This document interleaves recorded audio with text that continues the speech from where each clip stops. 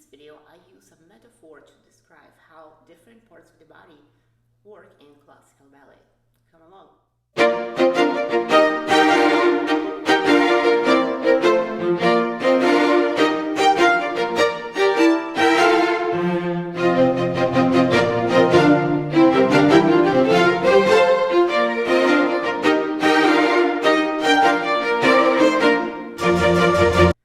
Welcome to the Love Ballerina channel. I create content for adult ballet dancers to help you with your journey and to share my own. If you're new here and you like what you see, please hit subscribe and also like this video. So in this video, I want to share with you a metaphor or a figure of speech that was super helpful for me personally to understand how the body moves in classical ballet. Okay, so let's think about the body. Let's divide it into upper body from the waist up and lower body from the hips and down. I honestly don't remember where I heard this from the first time, but it really truly helped me understand classical ballet movement. Maybe it's a thing or perhaps something that a teacher said and it was just her own thing. Let me know if you have ever heard of it before. Here it is. Think of your lower body, your legs and hips, as the working class, doing the heavy lifting, the hard work, getting up on releve, traveling across the floor, jumping, and that is where you use your strength and your power and agility.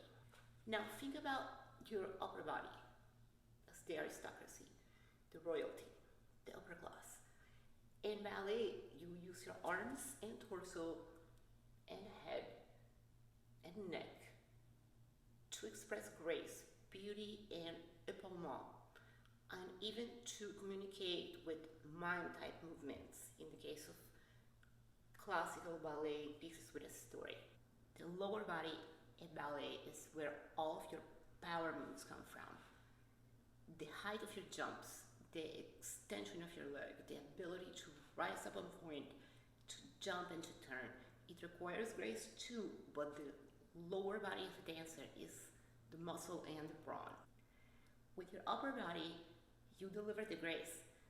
Upward bra, with your arms moving like a swan wings, expressing emotion, being any other type of character.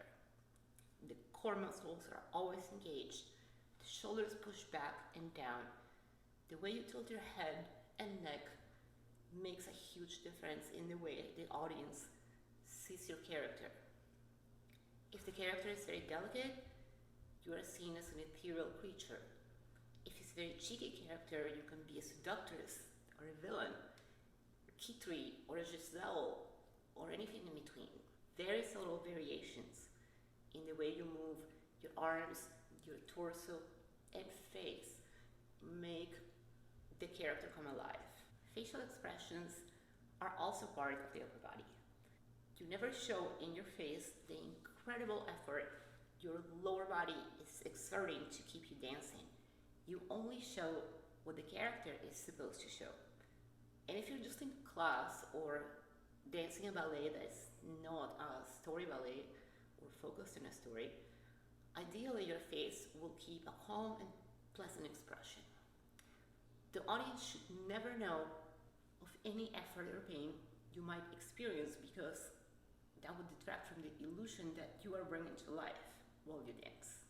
On that note, I have been wondering what the repercussions of wearing a mask will have on dancers' facial expressions.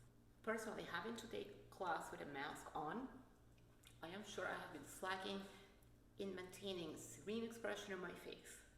It will be interesting to see what happens with this once we don't have to wear them anymore. What I find very interesting about this metaphor is that it captures the way ballet works. The heavy work comes from the legs, the grace comes from the arms and the torso. But of course, it must all work together. One does not work without the other.